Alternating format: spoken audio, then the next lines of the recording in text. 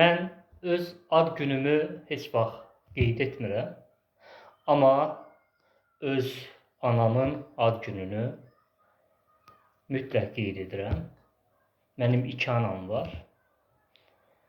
Biri məni dünyaya gətirən, biri də üzərində yeridiyim Azərbaycan. Mən 28 mayı ad günüm kimi qeyd edirəm. Anamın ad gününü də qeyd edirəm.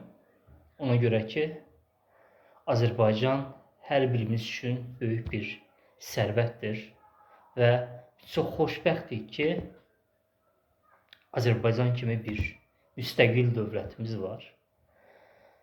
Həqiqətən də bu müstəqil dövlətlə qürur duymaq lazımdır və onun daha da çiçəklənməsi üçün əlimizdən gələni etməliyik. Bugün mənim şəxsən doğulduğum gündən daha əziz bir gündür.